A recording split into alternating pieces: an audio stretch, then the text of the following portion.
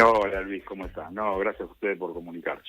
¿Leyó el posteo de Cristina Fernández de Kirchner o por lo menos las partes salientes más interesantes, si es que hay algunas interesantes? No, sí, lo leí. ¿Y qué le Es más, pareció? me levanté temprano. A ver, es muy de Cristina utilizar el tema de las redes sociales para llegar a los posteos, sobre todo para mandar mensajes. Lo que siento es que, claro, está desvirtuando la realidad y hay algunas cosas que me llamaron la atención. Por ejemplo, cuando lo llama showman a Milei. Yo creo que Milei ha sido un protagonista del proceso de cambio que los argentinos estaban pidiendo a gritos y es artífice de las malas políticas de los últimos 20 años, el cual incluye el gobierno de Cristina. Y creo que la presidenta lo que le duele es que la hayan corrido de escena y ya no sea la verdadera protagonista de la política, sino sea Javier Milei. ¿Mm? De hecho, en el mundo es Javier Milei el protagonista hoy. Porque en todos lados se está hablando de la Argentina y este nuevo proceso de búsqueda de un cambio y de salir de la crisis que nos han llevado las malas políticas de los gobiernos anteriores. Cuando ella Alessandro, dice sí, que ama la patria, sí. también me llama la atención, porque yo creo que Cristina ama la patria de los pobres. Por eso nos dejó en su tercer gobierno la patria con la mayor cantidad de pobres de la historia argentina. ¿Mm? O sea, hoy tenemos el 50% de pobreza y una indigencia en forma creciente, con un proceso casi hiperinflacionario heredado del gobierno de Cristina Fernández y de Alberto Fernández, que es tremendo. ¿Mm? Y después cuando dice Sí. que el tema de tomar deuda o endeudarse es malo para el país, y singularmente es malo para el país porque nos llevó a esto. O sea, Cristina en su primer gobierno se endeudó en 32.000 millones de dólares, en el segundo gobierno se endeudó en 69.000 millones de dólares, y cuando Alberto Fernández y Cristina gobernaron se endeudaron en 130.000 millones de ¿Mm? dólares. Hoy tenemos una deuda de más de 400.000 millones de dólares gracias a los tres gobiernos de kirchnerismo de este siglo, del ¿Mm? siglo XXI. De Entonces, Alessandro, sí, en medio de toda esta discusión y lo que dijo Cristina Fernández de Kirchner, hay un congreso en el que usted me dirá si perdió o no el tiempo con la ley ómnibus, porque ahora los estoy viendo a los sindicalistas de la educación, con Roberto Baradel al frente, y están poniendo en dudas el comienzo de clases. En el congreso se iba a discutir la esencialidad de la educación y de la salud. ¿Eso se perdió? ¿Se va a volver a discutir? ¿Cómo sigue el trabajo parlamentario? la discusión está dada, que Milei haya enviado en menos de 20 días de su gobierno alguna ley de semejante magnitud para modificar la realidad de nuestro país y asentar las bases para la libertad de los argentinos. No fue un tema menor.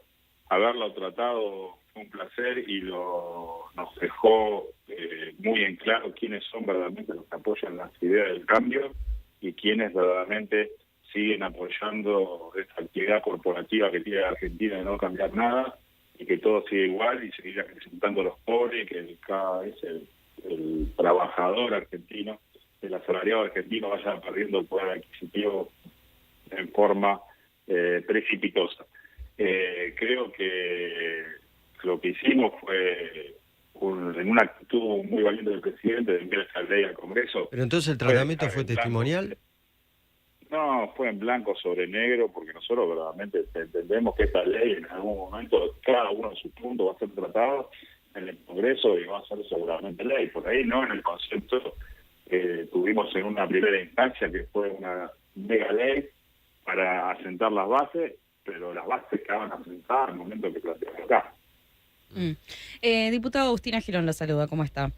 Eh, Hola Agustina, ¿cómo estás? ¿Cómo estás? Usted en las últimas horas habló sobre el vínculo, ¿no?, de Javier Milei con el Congreso, también hizo referencia a esto de Javier Milei hablando de espaldas al Congreso en su momento y lo que puede llegar a ocurrir también en la apertura del año legislativo, ¿no? La sugerencia es, debería ya hablar frente al Congreso, iniciar un nuevo vínculo. ¿Qué cree que va a ocurrir, ¿no?, en la apertura del año legislativo? Y sobre todo en este vínculo, ¿no?, con los diputados, con los senadores. ¿Es necesario entablar una nueva relación para que el gobierno pueda conseguir sus objetivos en el Poder Legislativo? Bueno, vamos por partes. Yo creo que Javier Milei es una persona valiente que el 1 de marzo va a mirar a los diputados y a los senadores a los ojos y le va a decir qué quiere del país y qué piensa de ellos. ¿Está bien? El día de diciembre, cuando habló dándole, algunos dicen, la espalda al Congreso, y yo digo, mirando de frente al pueblo argentino, que lo había votado y que lo había llevado a ser presidente para hacer una descripción de cómo le habían dejado el gobierno y hacia dónde íbamos, yo lo apoyé y creo que no le dio la espalda al Congreso, sino le habló de frente al pueblo. Por primera vez en 40 años un presidente empieza a cumplir lo que había prometido en campaña. Este caso, el 1 de marzo, es totalmente distinto porque son las aperturas de las sesiones ordinarias de ambas cámaras, por lo cual lo que yo dije fue, nosotros solamente somos 38 diputados, hay 219 que no responden a nuestra fuerza. Bueno, esos 219 diputados hay que hablarle mirándolo de frente y diciéndole qué es lo que queremos y planteándole el cambio que queremos. Sin titubeo. Y creo que Milei tiene la valentía y lo ha demostrado en todo este tiempo suficiente como para hacerlo. Y creo que realizar y tender puentes entre los legisladores que quieren el cambio y las ideas de la libertad avanza va a fortalecer a Javier Milei. Bien.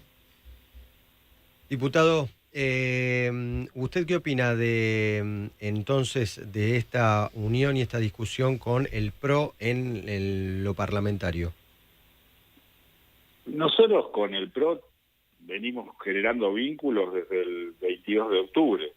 O sea, hubiese sido impensada una victoria de Javier Milei el 19 de noviembre sin el apoyo rotundo que tuvo, sobre todo, de la que hoy es ministra de Seguridad, Patricia Bullrich, que había sido precandidata a presidenta por el PRO. O sea, ese fue el primer acuerdo estratégico que se logró para el 19 de noviembre Javier se convierta en el presidente electo con más votado de la historia de la Argentina. A partir de ese momento se siguieron construyendo estos lazos entre el PRO y la Libertad Avanza, cuando Patricia Bullrich y Petri fueron nombrados, uno como en seguridad, como ministro de Seguridad, y el otro como ministro de Defensa. Y se reforzó aún más cuando los legisladores del PRO acompañaron en general y en particular a la ley base que Milei había enviado, entendiendo que ese era el camino. Yo creo que eso fue lo que fue fortaleciendo hoy la relación que tenemos con el PRO y la posibilidad de hablar de esto que se está hablando, que es articular ya más allá de solamente lo que se ve en un acuerdo de cúpulas que nos lleve a un acuerdo en el Ejecutivo y en el Legislativo. Carlos D'Alessandro, muchas gracias por la comunicación. No, muy amable por el espacio que me brinda. Muchas gracias. Era D'Alessandro, diputado nacional por la Libertad Avanza. 9:49, nos metemos en los minutos finales de la mañana del Observador. Ya está llegando Esteban Trebuch. Breve corte porque tenemos mucho de la Tana Ricci y también lo último de Julia Argenta.